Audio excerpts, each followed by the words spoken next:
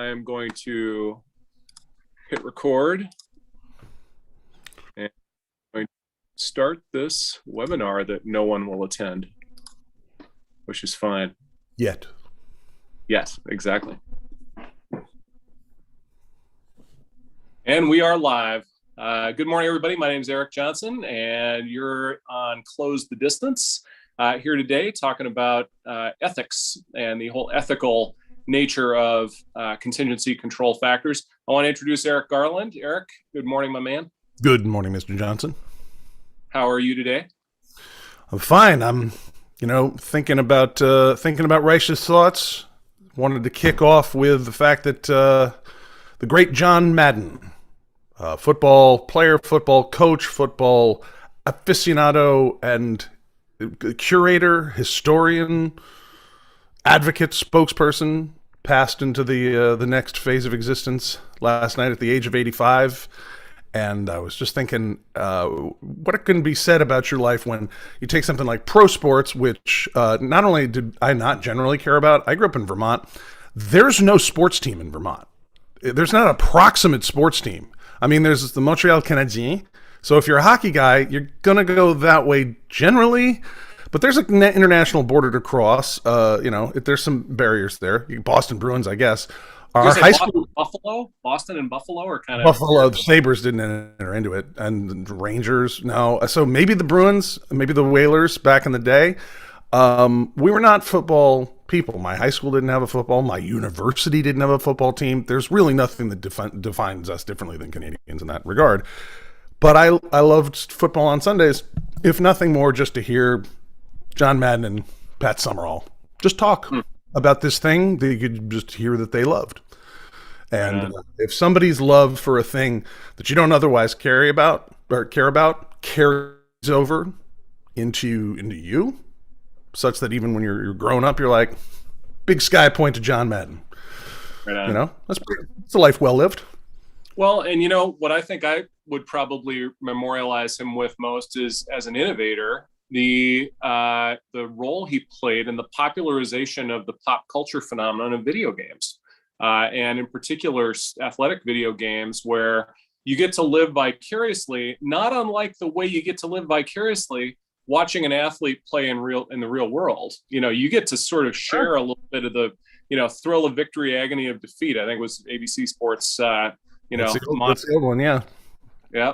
And so the notion that you can feel those same emotions by playing a video game or something similar to it, abstracted from it. Obviously, video games are probably the largest cultural phenomenon in our world today, in the entertainment world. It was about 10 to 15 years ago when video game sales overtook Hollywood box office in terms of total market size, which means, it's an important sector culturally. And yeah, he was the tip of the spear on the video gamization, if you will, of one of our most important cultural outputs, which is sport. Yeah. And I think let's take this from an intelligence perspective. It's not just being able to get the vicarious emotions through that. I mean, you can do that every week with whatever sport that's out there by watching the professionals play. But, you get to be an agent in that and, play as a player or think as a coach and a strategist. And so you might be thinking about the game in the way that somebody like John Madden might, of how we're going to do this with these resources. And I mean, that's wargaming, man. That's strategic simulation. So totally. Well, for those of you wondering why we're talking about John Madden today, the topic for today is ethics and the ethical nature and makeup of your macro environment. And where this comes from is, I guess it was about a week ago, maybe a couple days more than that. We started talking, Eric, myself, and Ms. Monica Nixon, who's an analyst in the cybersecurity world, and a whole lot of other things. The three of us started talking about the macro environmental control factors that define the things you'll have to cope with in your world as you try and project power into that macro environment as an actor. And this is based on some work that I did last year to try and formalize something called control factor theory and make control factor theory part of the intelligence process that is the most action driven and programmable. That's actually how I'll state it. Most actionably programmable portion of the intelligence layer. Now, Eric and I are longtime friends, obviously, but colleagues and collaborators over the last, must be close to 15 years now. We've been doing what we're doing on all sorts of things. And the nature of intelligence analysis, at least in the business world, is that we're trying to create forecasts and estimates is actually a better word, an estimate of the future that someone can plan around. And I think the ethical domain is one of those elements in the steepled array, which is the most puzzling for people. It's also one of the ones that I think is the newest as an addition to the macro environment. Demography, I think tomorrow's topic being a little bit newer than that. But this idea that you've got some categories that you can start to kind of sort the issues and trends of your landscape and stakeholders into, so that you can understand it and you can become not necessarily a subject matter expert, but at least not completely ignorant of the trends and issues in that macro environment that you can't control, that you're going to have to plan contingency control factors around. So I'll stop there. STEEPLED, by the way, stands for social, technological, economic, ecological, political, legal, which was yesterday, ethical, and demographic. So there's 8 domains there. And Eric, I'll shut up and let you get a word in. Where do we start with ethics? I think it's almost a non-official assumption about how we expect others to treat us. Mm-hmm. Not necessarily, it's nuanced. It's not exactly what they do. It's almost how they do it and why they do it. It might be ethics. And what we can expect others to do to us and what we expect ourselves to do to other people. And that's part of that. I think it's part of the social contract. Ethics falls somewhere between, the social, legal, and political realms. And I think we can get into all those, even in a short period of time here. For example, I think of ethics as a social contract that people, let's say we enter into a legal contract, that they're going to behave not just to the letter of it, but to the spirit of it, where, not only are they going to do something that if it had to go to a court of law, you could say that set of events that they contractually agreed would happen, but that I would be made better and not hurt, and that they would not be exploitative at my expense, and vice versa. And I think, ethics as a topic exists because that doesn't always happen, right? Now, we have even deeper assumptions, because I was thinking about, what's the, if we're going to talk about the landscape of ethics from an intelligence perspective, because we could sit here and talk as philosophers and, men of religion all day. But from an intel perspective, where does ethics come in? How about everyone having to revisit their supply chain because of the revelations of the conditions in the Xinjiang province of Western China, where there appears to be quite a few human rights abuses going on? Oh, but lest we look at the speck in someone else's eye and ignore the log in our own. Check out the human trafficking prosecutions coming out of I think it's the Northern District of Georgia. That is a sprawling, hideous circuit of slave labor, of people infiltrated into this country under false pretenses or under no power of their own, and hidden from view and having to literally dig onions out with their bare hands. They're given substandard wages or no wages, substandard living conditions, and are working, and they're breaking. There's no oversight by the Department of Labor in that. And so now your salad and your hamburger has an ethics component, because we go to the grocery store and we buy that onion. There's lots of people who might be familiar with the term blood diamond. Yeah. Using, that's supposedly rare and supposedly valuable materials from the earth that can be manufactured very easily, by the way. that are extracted from the ground using exploitative behavior. And the blood part is they would sometimes cut people's hands off or other various techniques. But we don't think about blood onions or blood iPhones, because that glass that went into your iPhone and iPad and possibly your Google Android phone. I don't want to just be an Apple supremacist here and only talk about that. That touchscreen glass was out in Xinjiang, is my understanding. And I don't know if they've changed it, but doesn't matter if they've changed it now, only now that it's been exposed and that we're diplomatically taking some different steps. Like, you want to talk about some heavy diplomatic trolling? The State Department announced it would be dispatching diplomats from our side who have been trained up by the Foreign Service in the Uyghur Turkic language. The Han Chinese, as you know, Eric, are not big fans of that stuff. Right. They don't like us poking them in their minority languages.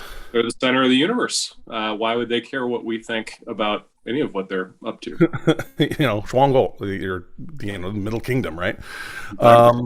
Yeah, that's all their business. And they're like, but it's not just your business. It's apparently, I've got a blood iPhone that so I can find the grocery store where I can go buy some blood onions for my entirely how much slavery is up in my supply chain? How much slavery is in my house right now?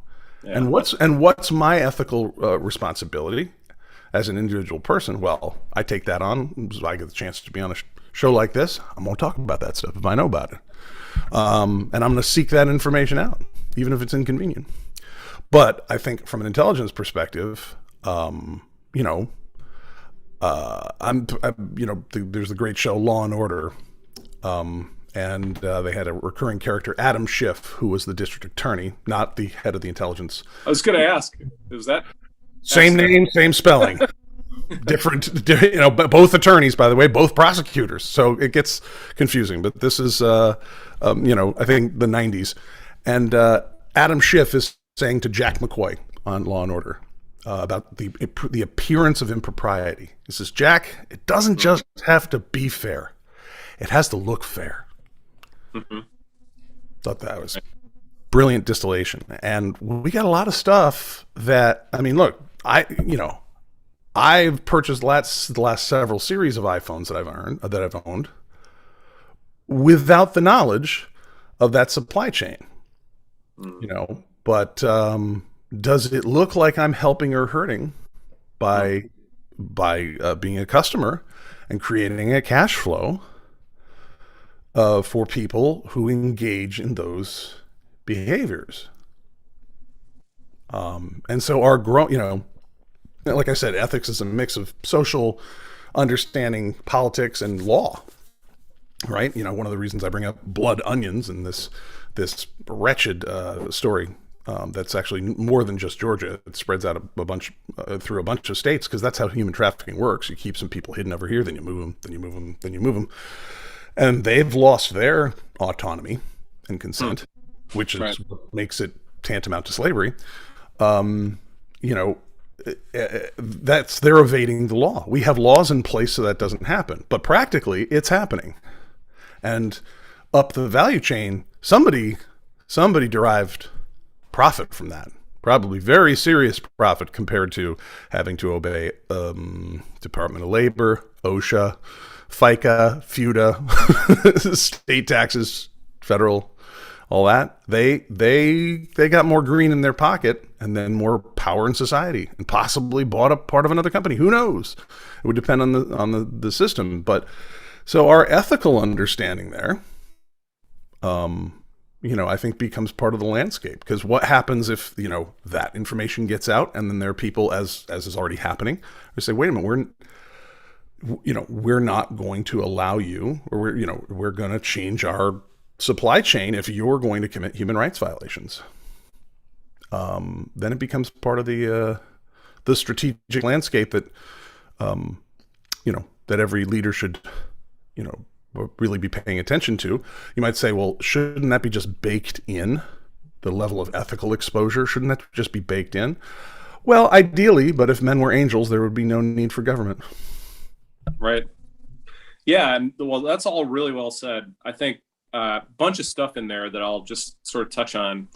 My understanding is that today there are more people in slavery today than at any point in the history of the world, which is probably not too surprising. I'm going to change our view here for a second because I just noticed it was wrong, which is probably not too surprising, looking at the population of the world. And the notion that there has always been servitude forced upon those who cannot project power for themselves. And so wherever you have a power delta, a difference in power between one group and another, Han Chinese and the Uyghurs, for example, I think is a perfect illustration of this, you will have exploitation. I think that's part of the human condition. It is inherent in the ugliness of what it means to be a person, and the selfishness that, our reptilian hindbrains ultimately compel us to. I think as an intelligence analyst, I'm reminded very often that most of my clients' decisions are made not in their rational, cerebral, part of their brain, but it's made in their amygdala. It's made by their lizard brain, and it's driven by their appetites and their fear. And they're drawn to all of the base appetites that you can imagine. I won't inventory them completely here, and all of the same fears, that I think drive the same fight or flight response that people tend to sort of think of as beneath them. That's where I'll even suggest that comes in. We convince ourselves that our ethical development is so far above those baser instincts that it's impossible for us to behave like animals. Yet, it's shocking how often we do. And when someone holds a mirror up and shows us our baser actions, we have an immune system response to that. We don't want to see it. We don't want to confront the truth. Veritas, right? And I wore this on purpose for this topic today. The notion of truth is very troubling to most people who are crappy people, and we're all crappy to a certain extent. We're all crappy to an extent. We try and find, and here's where I think culture and values come into the ethics conversation. Culture, and I've heard this described in corporate context specifically, corporate culture is the inventory of actions and behaviors your organization's willing to tolerate. Values are the things you espouse as virtuous. And so they have a tension between culture and values that I think ethics is there to govern. Ethics is really an ethical choices are made as a consequence of creating expectations and ultimately confidence among the social group. And by the way, I don't know how well do you know Terry Thiel? You've met Terry, I'm sure, at one of the Reconverge meetings. Well, Terry's got a new book out. I can't remember the title off the top of my head, even though I read it. It's one of the only books I read this year completely. But Terry's book goes into this nature of the human mind and how most of our brain is there to make excuses to our social group for all the mistakes we made so they don't have us for dinner or kick us out of the tribe or, take our children away or make us slaves. There's a built-in, there's a built-in understanding, whether we admit it or not, that all humans can get into some pretty ugly stuff, and not just an immediate, corporeal, kinetic violence, but a variety of forms of ignominious behaviors, such as enslavement, kidnapping, then out and out violence, and we have a very, there's that common trope that's not, that I don't believe is neurologically sound of, humans only use 3% of their brain, or, Hitler or, Einstein used 10%. It's wrong. But if you look at the vast number of functions that are devoted to figuring out the people around us,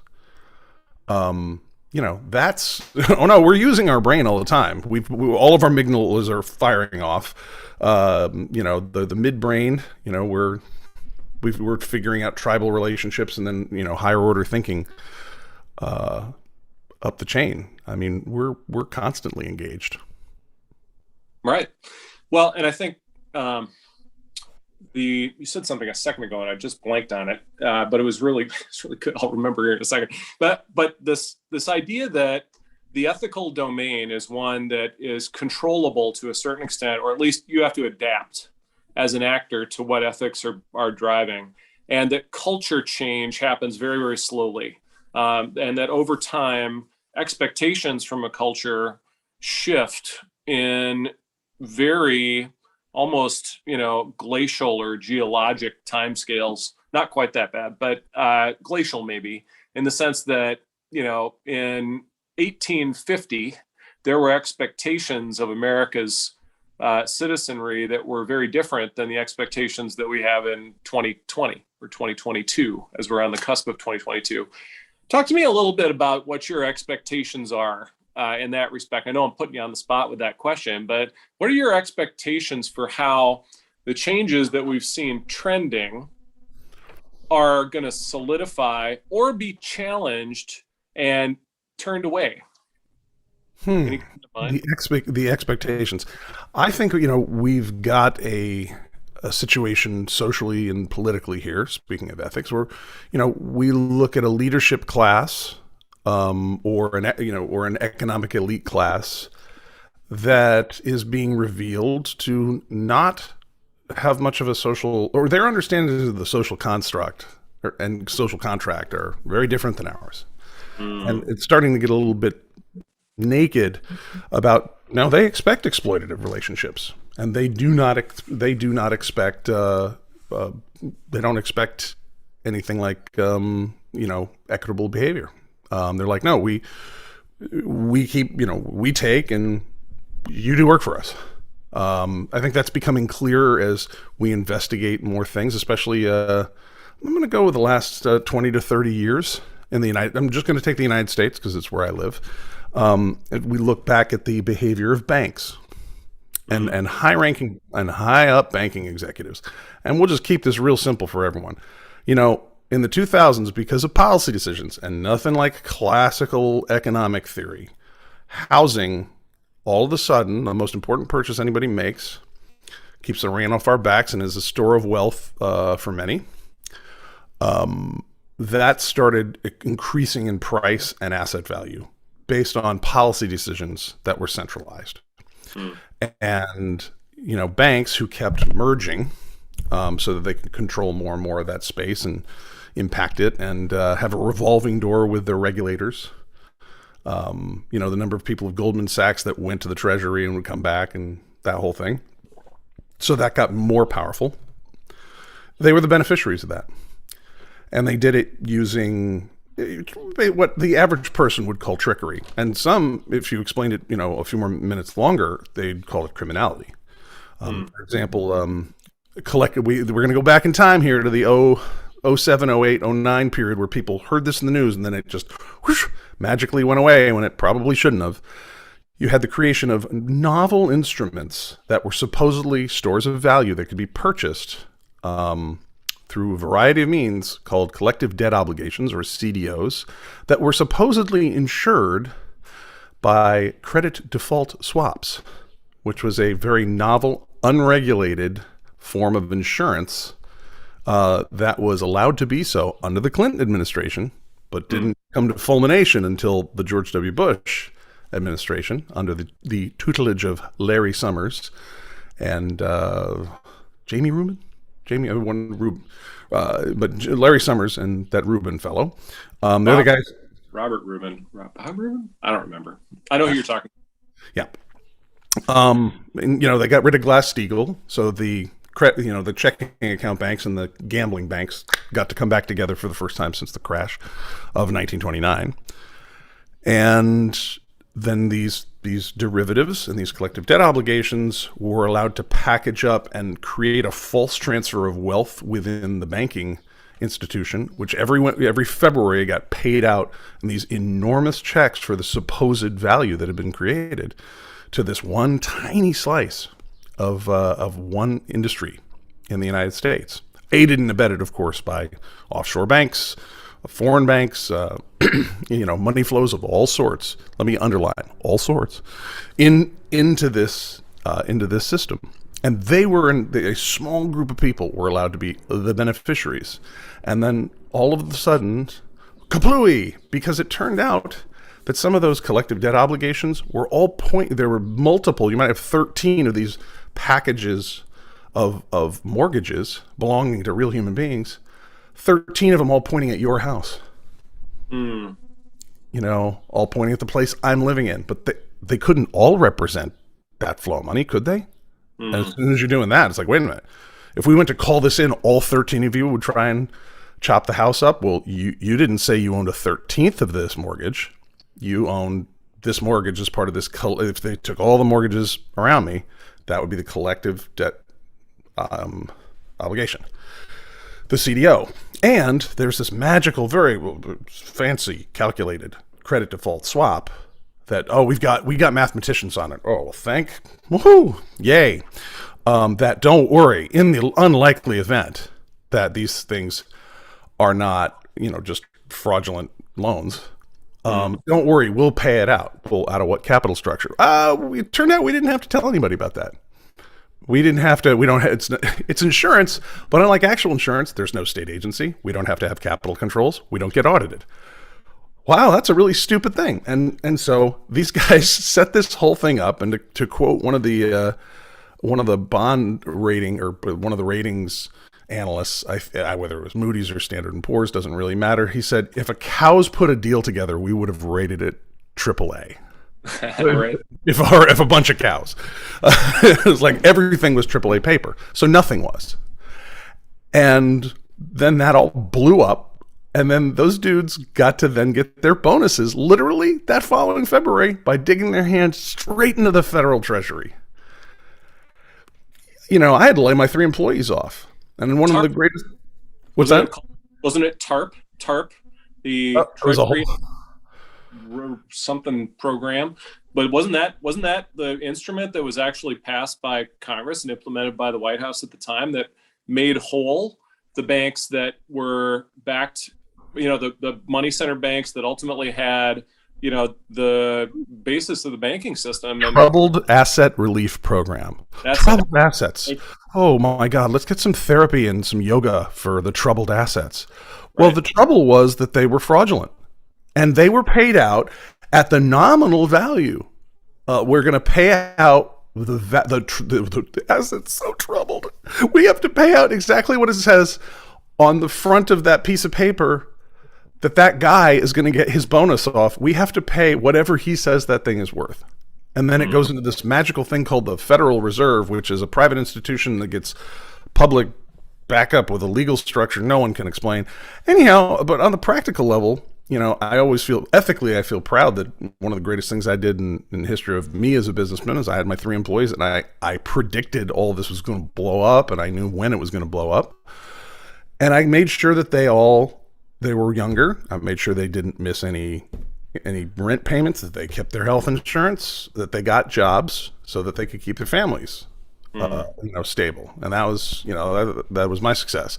And then I took the pain home, and I gave up my office and whatnot, and got the company back other ways. But those guys got their bonuses for not just screwing up, but for creating a criminal enterprise. And they just sort of metastasized from there. I mean, really, they're just now starting to put some of that in check with the current Department of Justice. You've got the Assistant Attorney General, Lisa Monaco, or is she Deputy Attorney General? I forget. But she's number 2 or 3 under Merrick Garland. And she said, we're going to be going back through the last 20 years of our non-prosecution agreements. Because DOJ did come in and look at a bunch of this stuff. And sometimes the guys were like, oh, you're right. Those debt obligations were all pointing at the same house. We're forgetful. Yeah. Here's $25 million. She said, we're going to be going through those files. And then we're going to be going through your behavior. And we're going to see if the way you promised to behave towards us is how you actually did. And if you didn't, we're coming back with criminal charges this time. No more civil. This gets into the legal. We were talking about this with the police yesterday. Same Department of Justice. They're like, we ain't coming with civil charges this time. We already been to you with civil things. This is coming back. If you broke the law as an individual, you're going to go to the pokey. There's no payoff with a criminal investigation like there is with a civil settlement that ultimately makes whole the party who was wronged. The payoff is you give us 2 years of your butt in prison, and we'll stop. And don't do it again. Don't do it again. Yeah. Tell everybody about it so you serve as the example that you should have been. That's right. You plead guilty. You admit you did the things they said, and they agree that's you're paying them in that agreement, so they don't they don't charge you with 10 times as many crimes, which they probably have evidence on because you probably did it multiple times, especially in them finance things. Mm-hmm.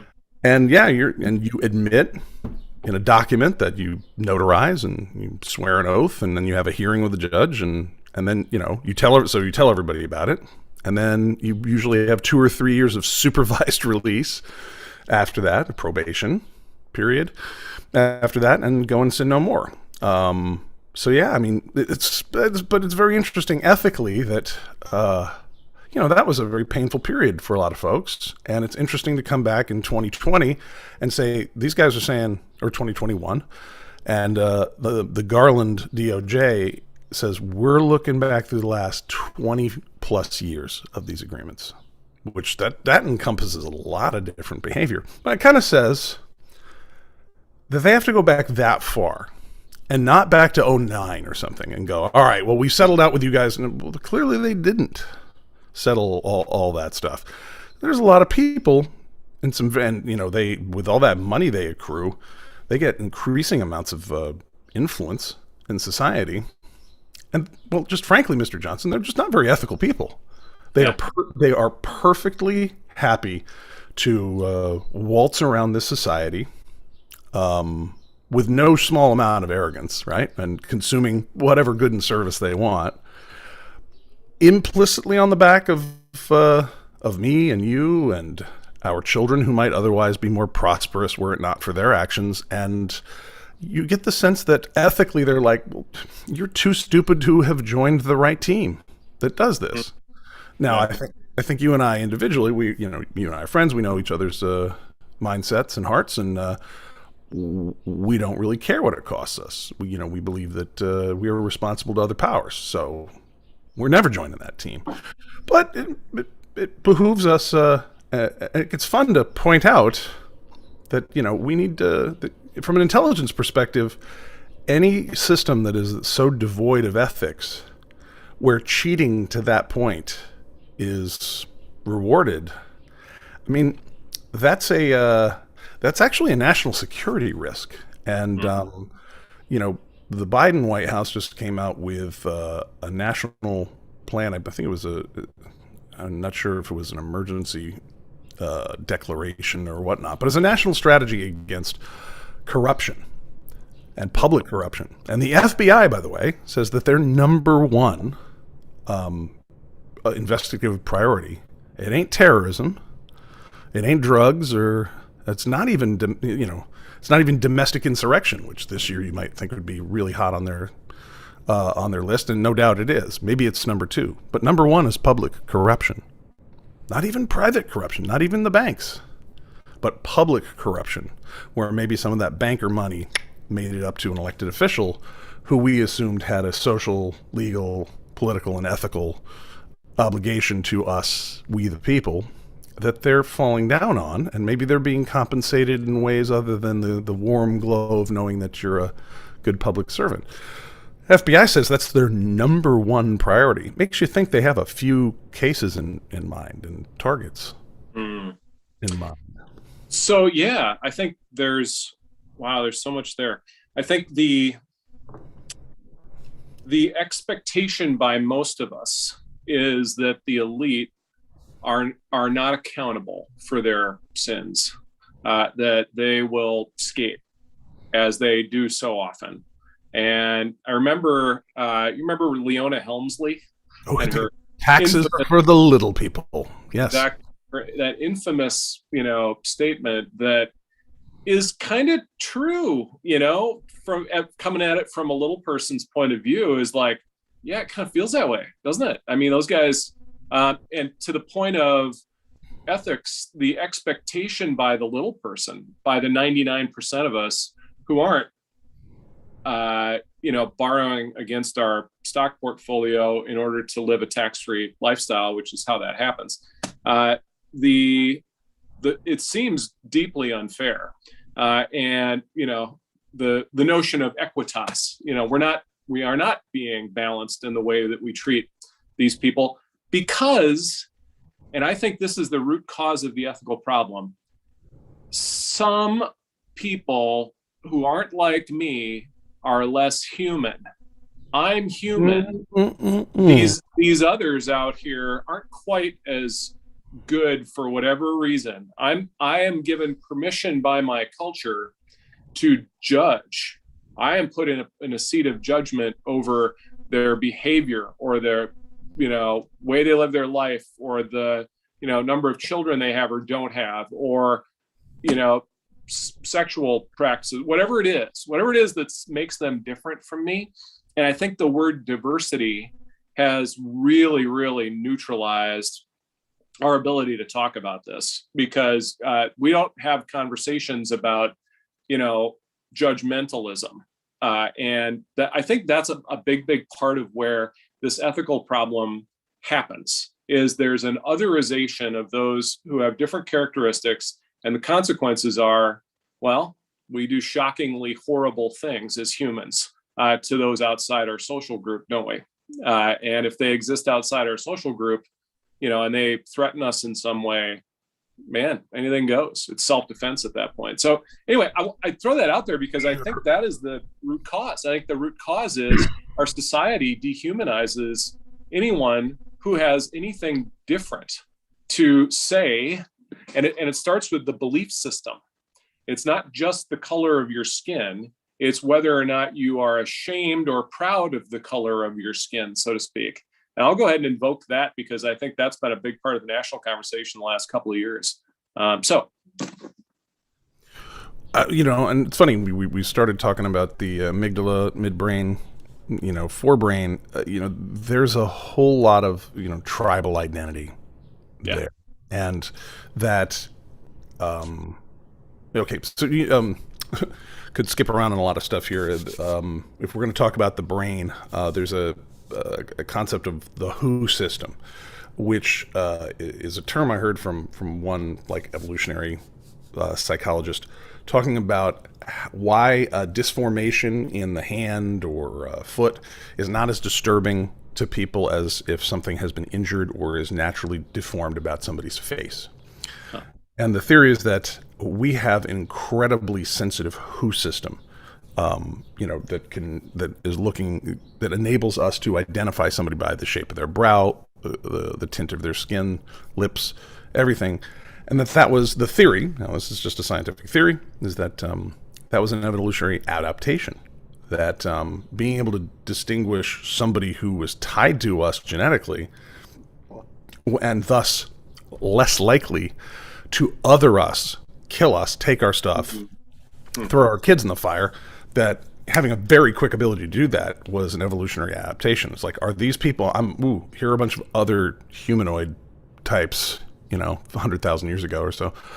Do they look like me or do they not look like me?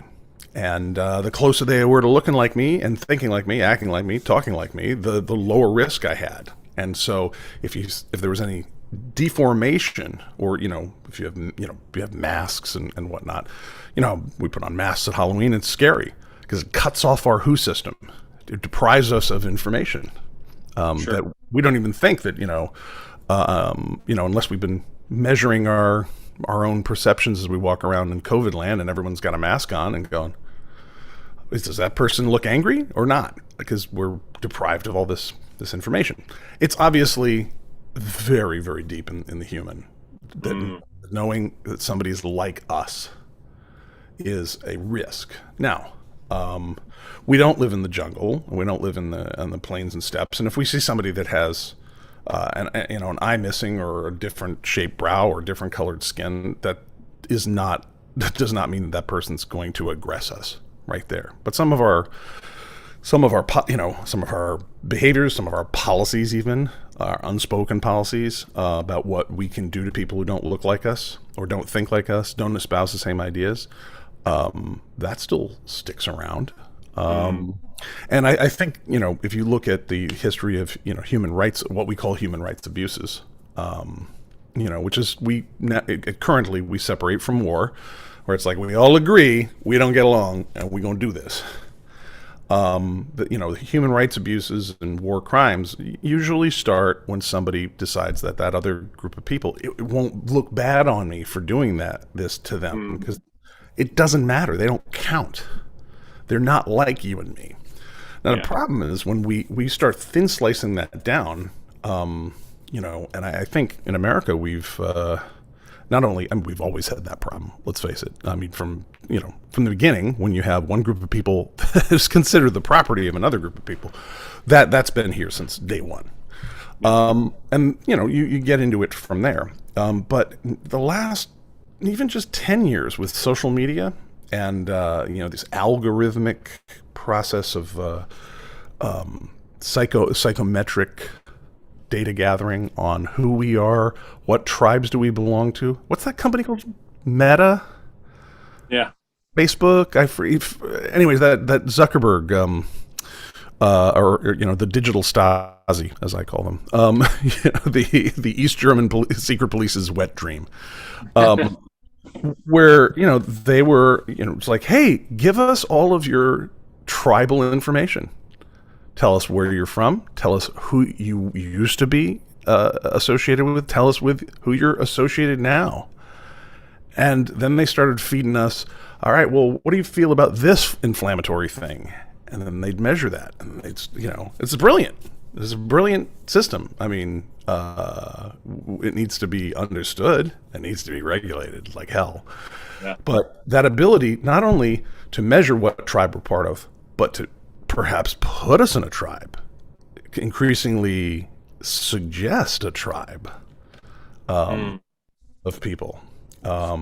Especially if the people, other than in the case of Facebook, you've got groups that were created specifically to have certain feelings about certain things that were perhaps, especially if you consider that it's like, we know that there were several groups of all sorts pretending to be Americans in the run-up to 2016 and elections beyond, running groups on Facebook who were not, in fact, Americans, and who were espousing very angry ideas and, putting out, images and whatnot. And that system was able to measure how they reacted to those things. And I think I forget the percentage, so I'm not going to quote it, but there was a certain percent of people who were, I think, at the attack on the Capitol at January 6th of this year, who had been suggested into some of these groups like InfoWars, Alex Jones or other, suggested there by the Facebook algorithm.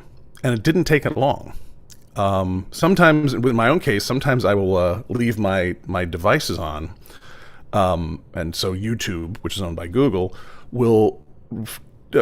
Actually, I'll give you a very specific example. I think I fell asleep, and I'd been reviewing some of Glenn Kirshner's videos. He does great videos about justice, and he's a former assistant U.S. attorney in the District of D.C., legendary RICO prosecutor, and all-around good guy. And I woke up the next morning, and there were a bunch of speeches from Glenn Greenwald, who, of course, is an aficionado of WikiLeaks and Assange. And I'm like, how would... I just let the thing roll for a little while, and it's like, let's put you over. If you liked this, what if we put you over here instead? It's like, what in my YouTube, the subscriptions I have and the content I consume, what would make you think that I'm really that amenable to WikiLeaks at this point? Especially me. Is that algorithm tuned to give me what I want, or does it find that I have a certain affinity, and does it want to suggest another tribe maybe I might want to belong to? And who writes that algorithm? And what are their assumptions? And by the way, what are the ethics of these companies doing unregulated psychological research on mass populations without signing a consent form? Right. Well, and I suppose, that's sort of my take on why Jack Dorsey stepped away from Twitter, was because I think Twitter, the company and its C-suite, believe that they have a more accurate perspective on reality because they can look into the data. The anonymous data, by the way, which is, I think, the argument behind why that is not regulated, is we don't look at you individually. We look at where you fit in the spectrum of a billion users, or a couple billion in the case of Facebook. And I think I think the consequences are, there aren't market segments anymore. There are segments of one, and you are a segment. Eric Garland is a segment that is malleable. You are more or less malleable than the person to the right or left or up or below you. But I think there is this notion that we can understand what makes you tick.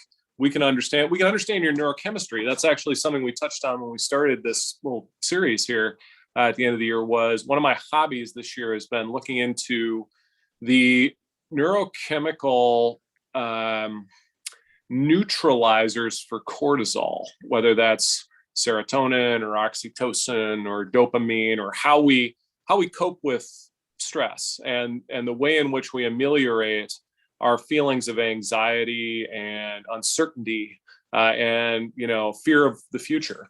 And the way we typically do that, by the way, and I think where the advertising industry comes from, which is really sort of the root cause of this whole Facebook, Twitter, markets of one kind of phenomenon, is that they are very, very astute at increasing your cortisol and then giving you a quick solution to that.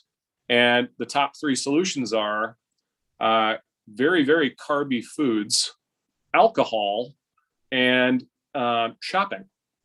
Those are very immediate ways to produce the neurochemistry that mitigates your cortisol and gets you back to a feeling of well-being and homeostasis. And, I can't say I've been sort of addicted to those things, but I'll tell you, it's nice to have a cocktail at the end of the day and chill.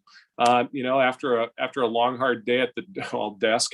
It used to be in the office, or it used to be on the road in the before times, before the pandemic. I think today I know of people who have very, very serious addictions to shopping or alcohol or, food, for that matter. Nicotine. Those are nicotine. Sure, exactly. And the notion that these are things that will help us to deal with those forces that feel beyond our control. Back to the whole notion of STEEPLED. It's not that you are out of control. It's not that these things are beyond your control. These are things you have to cope with, and they define the environment in which you live, and you're going to have to develop coping strategies for that. And it happens to be that overeating, going into debt for shopping, and drinking too much are really bad ways to cope with that stress. There are probably better ways that are less immediate or less instantly gratifying that you can pursue. And so exercise, for example, which is a popular one. Well, let's light up our elites on the ethical scale here again. Of course, the Sackler family's in the news a lot because of some of the abuses that went around Purdue Pharma and its marquee product, OxyContin, which helped popularize. Oh no, this isn't every bit as addictive as heroin, which they knew to be false. Riddle me this. A lot of that came from the 1990s. There was the JCO, the Joint Commission on Hospitals standards. They said, we're not treating pain well enough. And I'm not saying that any of that data or any of that analysis was corrupt. New data was, analysis was coming out in peer-reviewed research papers saying that, you can't heal as well when you're in agony. So if patients are, if they're, after a hospital intervention or after a surgery or whatever, if their pain, isn't controlled, they don't heal as quickly or as well. And so they're like, well, we know opioids to be a safe form of pain control, which compared with ibuprofen and Tylenol over the long haul, with their effect on the kidneys and the liver, respectively, properly dosed and controlled, opiates are, they make you dumber than a bucket of hair, but they, or dope as they call it, but they, it's a very safe intervention for pain control, as long as it's managed by a professional and done with the best practices. But of course, those so there was an increase all over. They're like, so write more of those, and they did. Doctors did, hospitals did, and then there were doctors that popped up.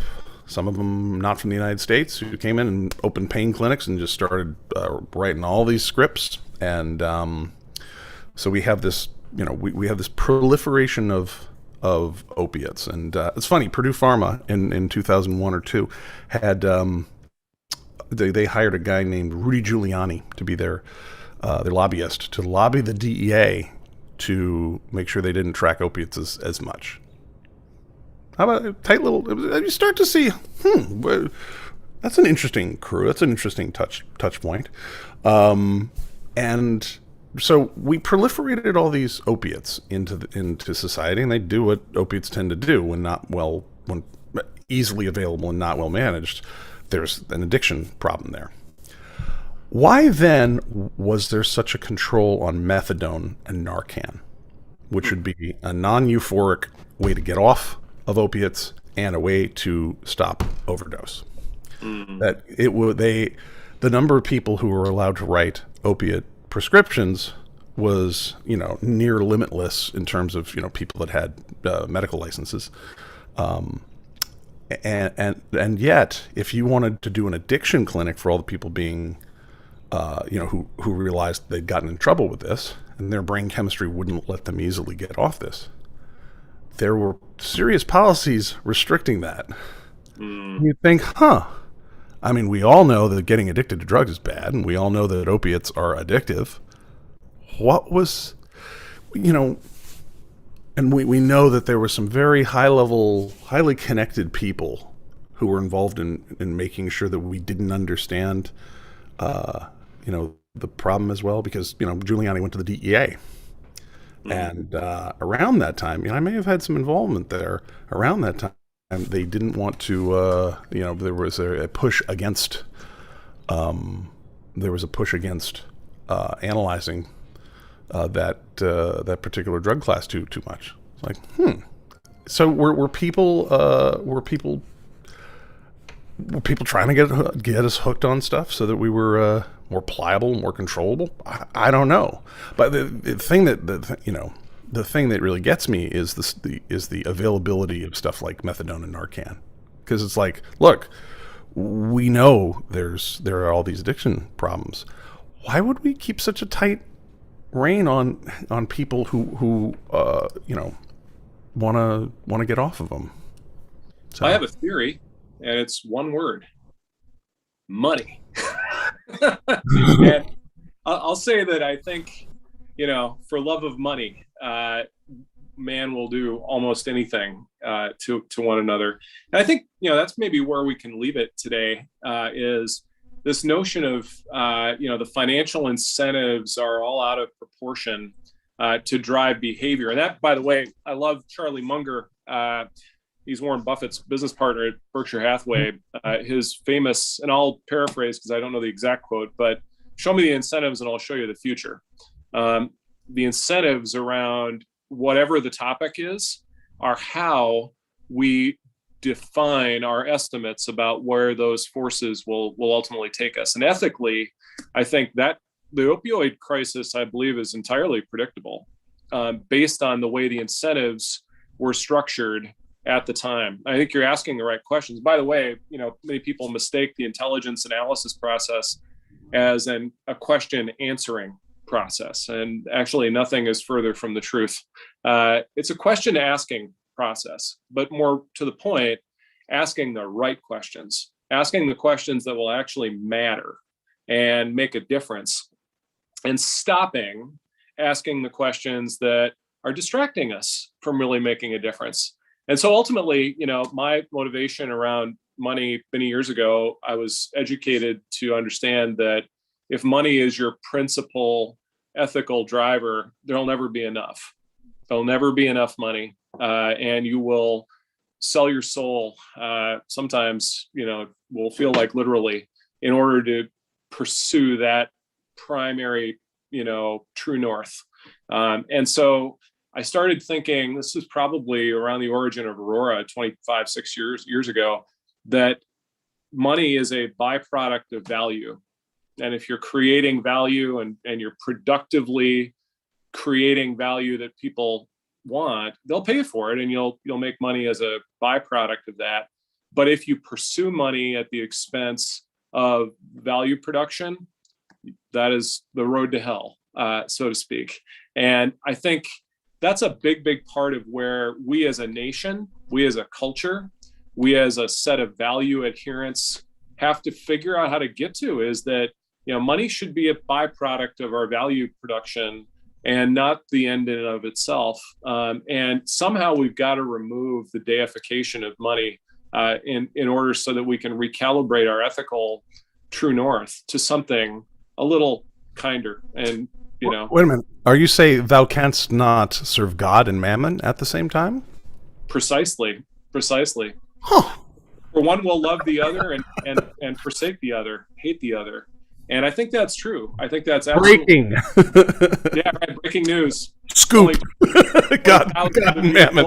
Yeah, exactly. Well, it's a good place to stop here. Well, brother, I am so pleased that you are doing this with me. By the way, for those of you watching this either live or after the fact, Eric and Monica have been helping me keep my biggest promise to myself, which was last year in 2020, I did a series of webinars together with some folks here at Aurora called Close the Distance. And the goal of that series was to talk to CEOs and sharp analysts who are trying to figure out the pandemic and how to stay alive, stay afloat and figure out what the future holds. And it was such a tremendous opportunity. It was a weekly thing that we did over the summer of 2020.